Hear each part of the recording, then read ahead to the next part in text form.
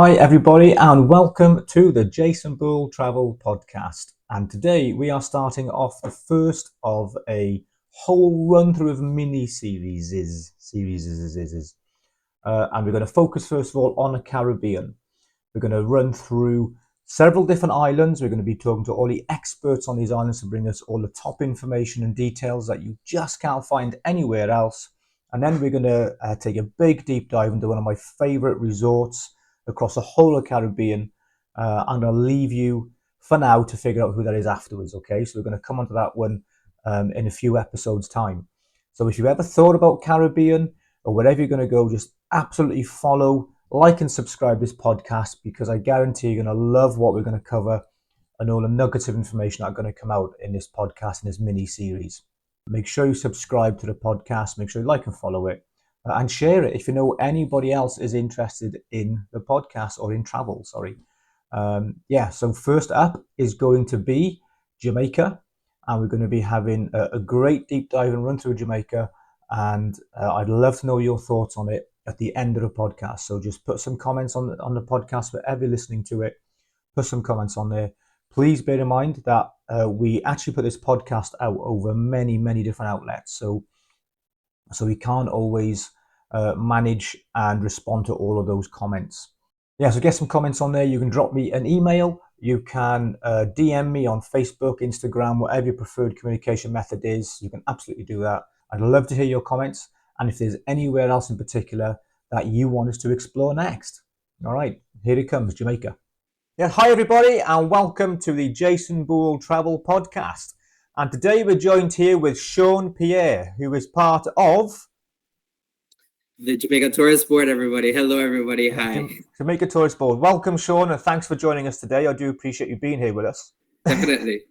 Yeah, cool. So we're just going to fire through a few questions. And first of all, what I really want to get to do is kind of understand a little bit more about you, Sean, and kind of where you've come from and what you've done. So kind of what's your kind of story and the Sean backstory before you got to where you are today? So I actually used to work. So I started out in the hospitality industry because I was on my way to vet school, and I was just like, this is not going to work out anymore. So hospitality was one of the easier programs to get into at last minute, and so I did hospitality in university, and then I moved on to Sandals. And so that's actually where I know Neil from. So I worked at Sandals, both in product development and resort management for a number of years before deciding it's time to change up the pace a little bit. And then I came to the Jamaica Tourist Board to represent. So yes, that's my short story. Well, that's my story in a quick little nutshell right there. Yeah, fantastic. So you're from Jamaica, yeah? So I'm from Jamaica. The UK, I now live in the UK. This is my 5th country that I've been living in. Because of Sandals, I also used to live in St. Lucia, Grenada, Barbados. So I kind of have a little bit more experience in the Caribbean than most people. But yes, and then I moved to Chicago with the Jamaica Tourist Board in 2015. And then I moved here in September of last year. So now London based. Yeah, so what was the inspiration to move to the UK then? What was the driver for that? So I guess it's trying something new, trying a different market, learning and understanding the nuance of how we operate differently. So taking the experience from the US market, which is Jamaica's largest producing tourism market. North America is in general, but more particularly the United States. So taking the expertise that we have there and trying to see how and where we can apply things to the UK market as well to increase visitor arrivals to Jamaica. Oh, that's awesome. Okay. So kind of Jamaica has like a big link with you and a big background. I mean, how much your family still out there? Is there lots out there? Have they all kind of moved away everywhere? So funny enough, my mother is actually from Bedford. Okay. She's from little old Bedford, but she refers to herself as Jamaican, which is absolutely fine, because more so she is, because she moved to Jamaica when she was about 4 or 5 years old, literally on a banana boat. So she spent more of her life in Jamaica than she has spent here in the UK. But yes, majority of my family lives in Jamaica. My sisters don't live there anymore, but majority of my immediate family and my upbringing comes from, or my ethnic background is really a Caribbean/Jamaican background. Fantastic. It's cool. I always love to know where people have been really and what they've been up to and kind of what's inspired them to be where they are today. But you've got such a strong accent as well. I kind of love it. It's brilliant. Well, I hope so, because every time I go somewhere, some people say I sound a little bit American, and my heart breaks just a little bit. But I was just like, I lived there for 9 years, but I don't think my accent really changed. But I think that's one of the funny things about Jamaica that people sometimes don't realize, that there are different accents across Jamaica, even as small as it is. And while I don't proclaim to have the strongest Jamaican accent,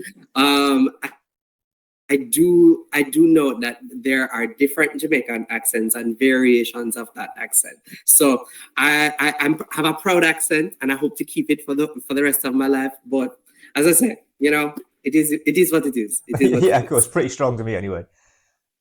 So a bit more about Jamaica then. What do you think makes Jamaica such a standout destination in the Caribbean? Because there's loads of islands, right? So what is it about Jamaica? Correct. So for me, I think why Jamaica is such a standout destination is particularly because it's a bold destination. The people are bold. The topography is different. Being it's such a large island, it's a large English-speaking island. Everything from hills, valleys, rivers, mountains, the beaches. So Jamaica is a lot more than just the beach itself, but paired with the topography of the island, there is the infectious nature of the Jamaican people. There are friendly people, there are welcoming people, there are people who like to share their culture regardless. It's one of those places where there are lots of things to do. It's not just snorkeling on a catamaran. There are cultural elements to Jamaica with our music culture, with our food culture. I mean, I tell people all the time, there is Caribbean cuisine, but which Caribbean cuisine do you know by name? Most people only can refer to Jamaican cuisine, which means that, we are doing something right, and there is something unique about the Jamaican subset in the Caribbean. So it's not to hate on any of the other islands, but it is to say that Jamaica is bold and it's out there and it pushes itself, its people pushes the island as well. So as well, I would say there's a strong level of patriotism that is unlike any other island. Jamaican people wear their colors all the time. Everything is always labeled up for them, Jamaica. You cannot have an item that is not Jamaica branded, and a Jamaican is not going to be like, can I have it, please? So, yes, definitely. Definitely. Fantastic. So there's definitely a big spirit and vibe about Jamaica. Yeah, and there's something that stands out kind of a lot. So from somebody who's never been there before, kind of what do they expect when they get out there then, I guess? I kind of break Jamaica down into 6 categories, right? Or 6 overarching experiences. One is the culture. So if you're not coming for anything else and you're coming for the culture spans music, history, food culture. That's all intertwined in there. There is wellness, whatever your idea of wellness is. So if you are a spa junkie, there's an option for you. If you are a yogi, there's an option for you. If you are into finding what the natural mystic is, there is that option for you as well. So whatever your idea of wellness is, there's an option for you. In terms of activities, right behind me, not literally, but right behind me, is one of the many waterfalls that are available in Jamaica. But waterfall hiking is not the only thing that's available in Jamaica. There's horseback ride and swim. There is golfing. There's scuba diving. There is zip lining. There are tons of different things for you to do. Dolphin encounters, Rasta safari experiences. So there's something for everybody. I sometimes tell people we have everything from the newlyweds to the nearly deads, but the choice is yours. Yeah. The choice is, Can I the just go choice back is over yours. something you've asked there? Or something you Sorry. mentioned? Can I just go back over something you mentioned? What is a Rasta safari? So there are two examples of it. So there's an experience in the Negril area called the Rasta Safari, or yes, Rasta Safari. So it's a theme park. It's like an excursion theme park, but it has its roots in Rastafarianism as well. So it's run by, which is, I don't know if I should say this publicly, but as a child, I used to think that Rastas were like a type of people, like how you have Indian people, Chinese people. I thought Rastas were a type of people, not realizing it's a religion, and it's actually the only religion born out of the Caribbean. It's the only religion born out of the Caribbean. So it's a theme park that has ATVs and dune buggies and lots of other experiences, but it's intertwined into a Rastafarian community in the Negril area. But there are also some other experiences that are a little bit more pure in terms of their anthropological. I have to be very careful when I say that word. Anthropological experience, where if you go into these villages, you see what life as a Rastafarian is like, from cooking to the religious experience, etc. So there are different types of Rastafarian experiences that you can get in touch with while being in Jamaica. That's fantastic. So yes. I had no idea that Rastafarian was an actual religion. I had no idea at all. Yes, it is. It is. And so, there's also a part of it. There's some people that say you don't have to be dread to be Rasta. So somebody like me who, I spend 15 minutes doing my hair every morning. Streamlined. If you don't have to be dread to be Rasta, which comes from the consciousness of the levity, or the consciousness of how they project their religion in terms of their lifestyle. So whether it comes from what meals they participate in, the ital lifestyle, which is very good for people who are vegan and vegetarian. So I know that's one of the things you asked me to touch on a little later down, but since I'm here now, let's talk about it. Yeah, so vegetarians and vegans, it's a great destination for them to visit, because Rastafarianism is also intertwined into our general lifestyle on the island. So there are options for you off the resort that are easily accessible as well. And you can be a part of those experiences, from everyday accessibility to high-end experiences like Stush in the Bush in Ocho Rios, which is a farm-to-table experience by a Rastafarian couple using hot cuisine or high cuisine. And it's a total vegan experience that is absolutely phenomenal. So yes. Wow. Rastafarianism, a religion, a lifestyle, and an experience that has spread Caribbean-wide, music worldwide, not just through its music, but through its other practices as well. Oh, so cool. That's brilliant. So you're talking about getting out and exploring places. So I hear all different types of stories. So kind of about Jamaica, about what parts are safe and what parts aren't safe. So just kind of touch on that one for us, because I know some people are concerned by it, and some people I've spoken to aren't sure what they should do. So just talk us through kind of going out there for the first time, where they go, where they don't go, what they do, and how they just stay safe, and how they get to experience all that vibe and culture that you're talking about and kind of conveying so well, and do it and keep safe. No, and that's absolutely fine. So I kind of relate it to just traveling anywhere in the world. You're traveling to any major metropolitan city. You're traveling to London. Hey, traveling to London. Always be aware. That's the one thing that when you're traveling, people tend to sometimes forget, that not because you're on vacation means that your level of awareness needs to be on vacation. So just be aware of your surroundings. Don't be in dark alleys in the middle of the night that you don't like, you're not sure about. Like, don't do anything you wouldn't do at home. Jamaica is just like any other destination in the world. And so, yes, we do have our fair share of crime in general, but none of the crime statistics are related to tourism anyway. 0.01% of all the crime that happens in Jamaica is attributed to tourism. So it's usually something like petty theft or something like that because somebody left their wallet careless or something of the sort. Yeah. So take ownership of your person and your whereabouts. Be aware of where you're going. Research where you're going. If you're going to a shopping center, know why you're going to the shopping center, and so you don't get taken advantage of by somebody who might have unscrupulous intentions. You know what I'm saying? Which is the same that would happen to you had you traveled to any other city or any other destination in the world. Completely agree. And I was out in Turkey not that long ago, and we paid way too much for some spices. Absolutely. And it was all very nicely done, but we still paid way too much for them. So yeah, I see what you're saying. So this is my insider tip, which to do this when I take them to Jamaica is go to the supermarket.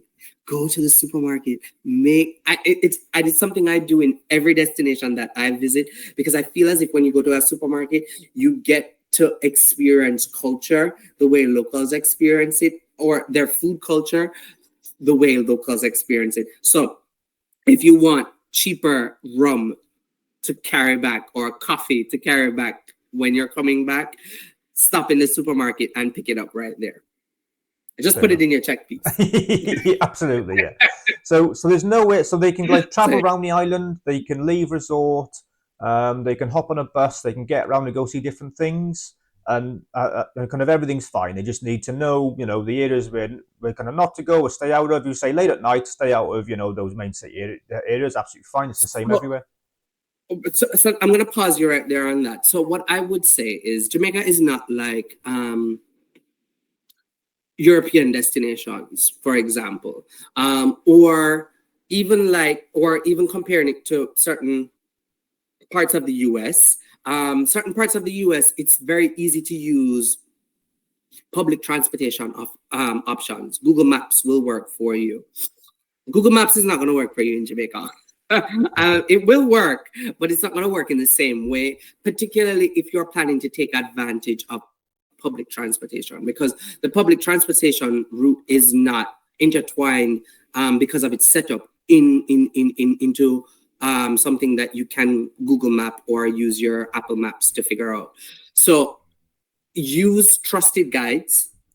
Almost all your hotels have trusted DMCs and tour services that are in those hotels. Yes, it might be a little bit more expensive to use those services, but at least those services are certified, they're insured, and they know what they're doing when they're taking you places. I'm not saying you can't use public transportation, but I am saying as a first-time traveler to the island, it might not, maybe not on your first day. You might want to try it the second or third day. That's not a problem. But for your first day, get some guidance, because traveling in a developing nation is very different from traveling in a developed nation. And so public transportation infrastructure is not in the same way that you're used to. I can go anywhere here in the UK because your public transportation setup is all available on my phone. I can figure it out through Google Maps because there are timed services. However, if I go to somewhere like, for example, Florida, where there is public transportation, but public transportation is not as reliable, it's still, it's not the same. So you have to know the destination. And so, yes, you can do it. And I encourage you to do it, but I encourage you to get guidance when you're doing it, if that makes more sense. Absolutely perfect, yeah, and that is fantastic advice, and I think you put it across really well there as well. So that's it's really interesting. So stick to like ask the hotels, your local guidance, stick to those, and you can get out and go and see and do whatever you want to go and do. Perfect advice, yeah. But it's the same for traveling everywhere, yeah. So talk us through then some of the different areas and regions of Jamaica, because there's a couple of main kind of airport areas and stuff, and then there's two of those, and then we've got the main zones, if you could. Okay, so in Jamaica, for majority of the tourists, they kind of focus on a couple areas. Montego Bay, which Montego Bay and Kingston, those are where the two main airports are. Those are flying points, right? But from those points, you have the Montego Bay Resort area, you have the Ocho Rios, Port Antonio area, Negril, the South Coast, and Kingston. Montego Bay is the centerpiece in a sense of Jamaica. And even though Ocho Rios is described as the centerpiece, I personally describe Montego Bay as the centerpiece because everything is a 90-minute, almost everything is a 90-minute drive from Montego Bay. So I kind of think of Montego Bay like a London terminus where there's always something going from the Montego Bay area. So if you want to go and explore, you're not the type to fly and flop, Montego Bay is a great choice for you because everything you can do within a day trip from there.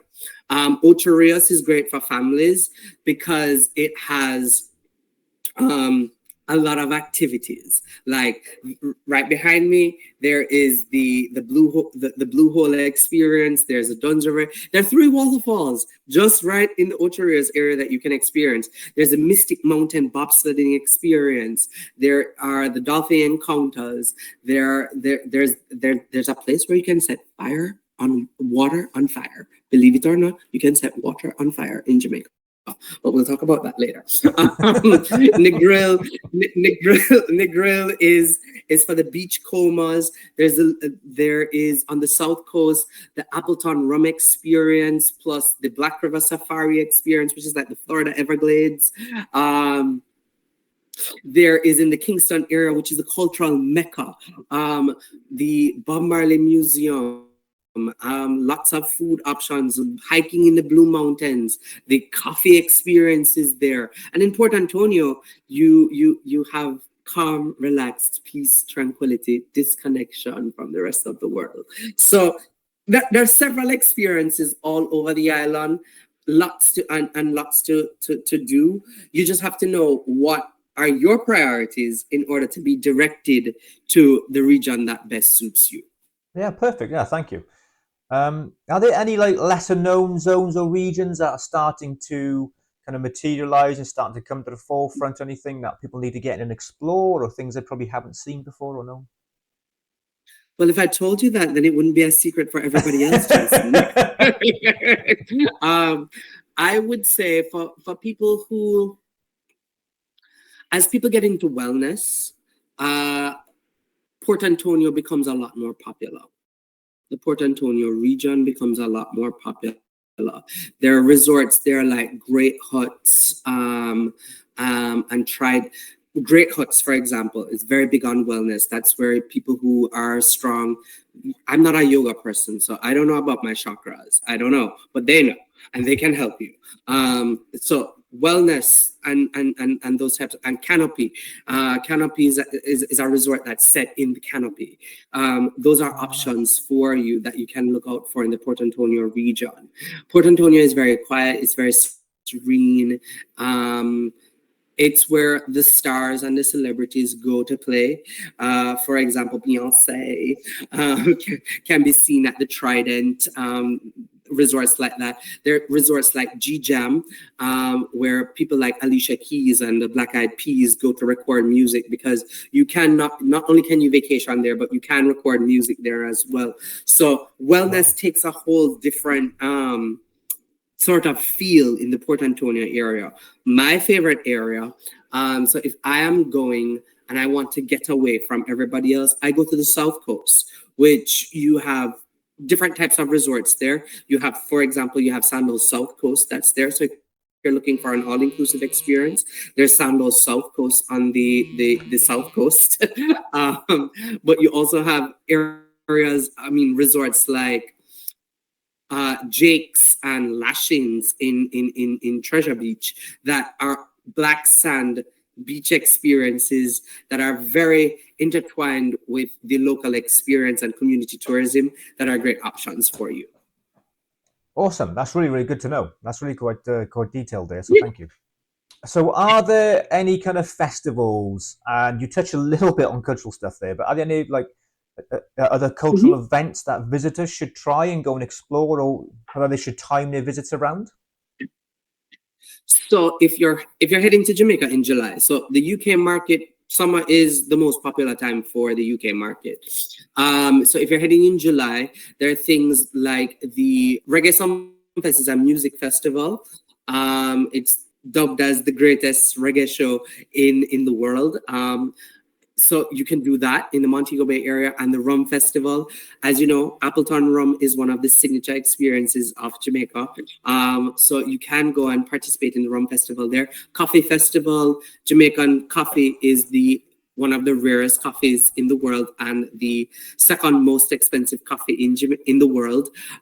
That's available in May, I believe. Well, let me just double check that. So there's that. There's the Calabash Festival, which is a literary festival. Sorry, the Coffee Festival is in March, but the Calabash Festival is in May, which is a literary festival. So if you are into Afro-Caribbean literature or Caribbean literature and you want to explore that, that's an option on the South Coast that you can tap into as well. Fantastic. Awesome. Hi guys, that is the end of our Jamaica Part 1 series. Stay tuned for Part 2.